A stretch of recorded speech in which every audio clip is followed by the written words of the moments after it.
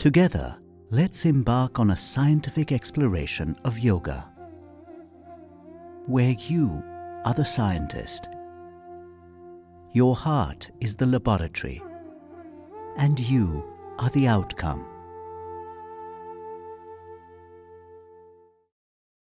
Welcome to this special edition of Meditate with Daaji.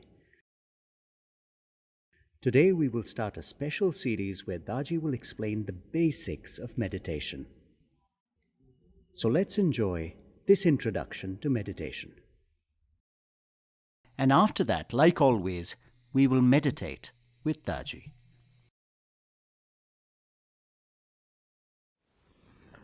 Hello everyone. I'm glad to be here with you. This course will be very practical and experiential.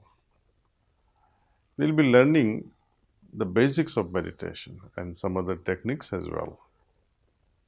These techniques help us to achieve an approach to life that we like to refer to as heartfulness. In the field of spirituality, especially, theories and dogmas do very little good to us. Personal experience is the name of the game here. There is an old saying, worms ate up thousands of books but did not receive any certificate of erudition. I am sure that there is no need for me to explain the insignificance of such a sort of education, especially when it comes to spiritual side of our existence. Knowledge is good, knowledge is valuable, but knowledge on its own cannot transform or even change me. It is unable to move us towards perfection on its own. It's a great beginning, but it must not end there. For instance, everybody knows that patience is a virtue. Everyone knows that honesty is good. Does this mean that patience and honesty are prevalent in today's world? We require something beyond knowledge. We meditate because we seek change at some level. We may define that change in various ways as per our individual needs and goals. Some people meditate for stress reduction. Others say, I want to merge with God. Everyone's reasons will be different. But one of the beautiful things about meditation is that it continuously opens our eyes to newer levels of aspiration. The reason that you start meditation is rarely the same reason that you continue to meditate later on with. As our perspective changes, so do our aspirations. When our aspirations are higher, greater possibilities open up to us. At this juncture, I would like to clarify that aspiration is different than ambition. Ambition is to get something, it is to gain status or goods. Aspiration is something else entirely. In one sense, we can say that aspiration is to become something. But even that is a little too acquisitive. True aspiration is when the heart cries out, longing for purity and simplicity. And there are infinite levels of purity and simplicity. So we can regard this spiritual journey as an infinite one, where every level of achievement ennobles us and opens our eyes to new possibilities. There are very few pursuits in life that can offer infinite growth.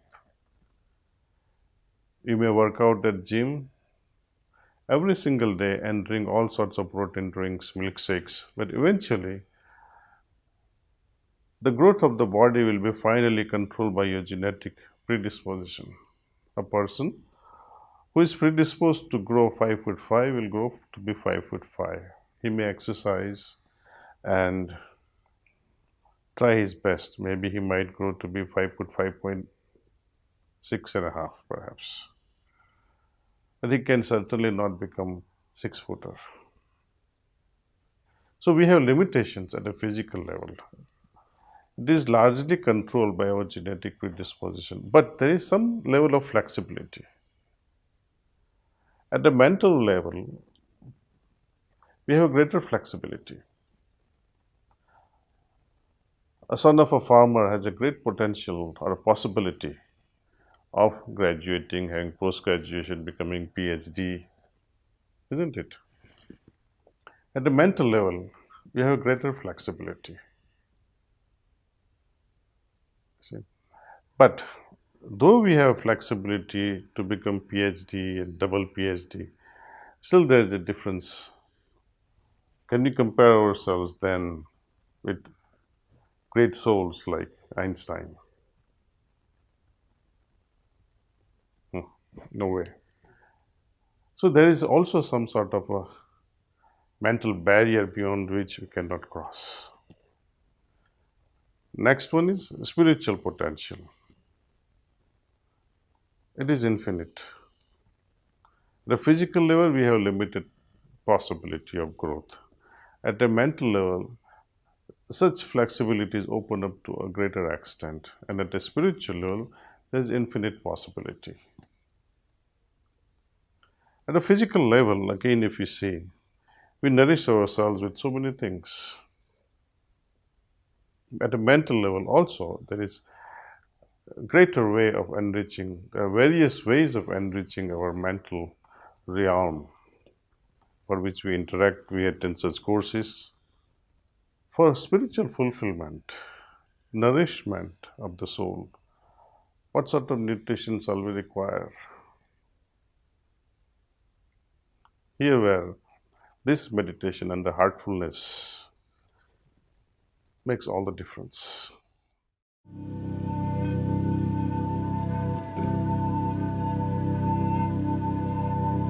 I meditate because I was deeply unhappy for a few years, despite having everything that anyone would ever say that you needed. I had a happy family, I had a very good husband, a good work life, but there was something missing within me that I felt I hadn't found. I decided that the best way forward was to try to find some means to access something within myself. And I was fortunate enough to find meditation, which has been wonderful. I meditate because it makes me happy, and also it's like a direct connection to who I really am without any learned behaviors or patterns. I would miss it if I wouldn't have it.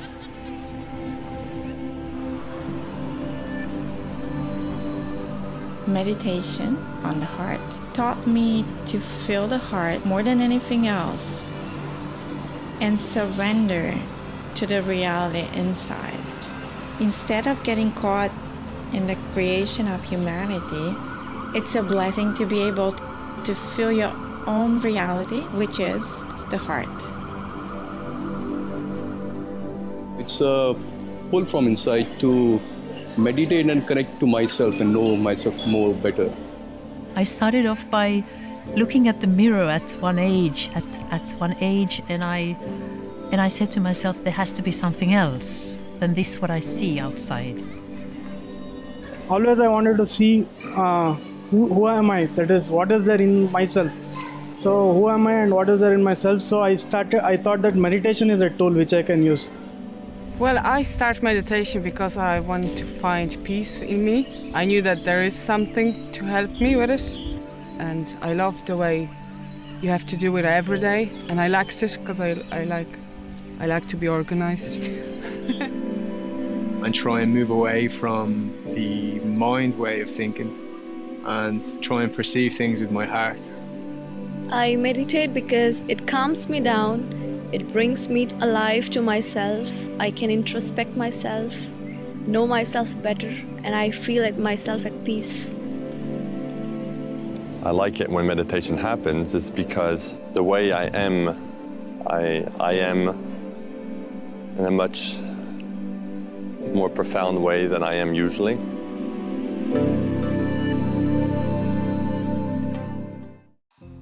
Now, let's all meditate with Daaji. You all know how to meditate, and perhaps some of you do not really know how to meditate in joining us for the first time. This is how we meditate. Heartfulness way of meditation. It's very simple. Feel relaxed. Remove all the distractions if you might have. Something like phones. And focus on the presence of divine light in our heart. Think that this divine light is attracting your attention inward, and retain this thought as long as you can. If by chance you happen to move away from this noble idea, when you're overwhelmed by so many thoughts, just remind yourself that right now I am meditating on the presence of divine light. Please start meditation.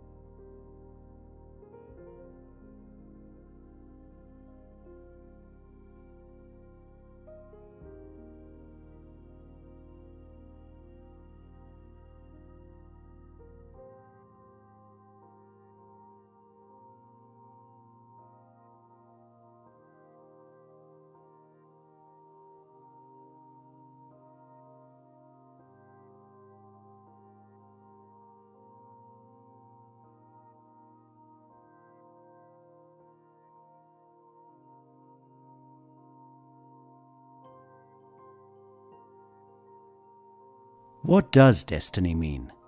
What is fixed and what part of destiny can change? How can we design our own destiny? What is karma? These are questions that some of the world's greatest philosophers have asked since time immemorial. In his groundbreaking bestseller, Designing Destiny, Daaji addresses such questions with simple solutions and practical wisdom.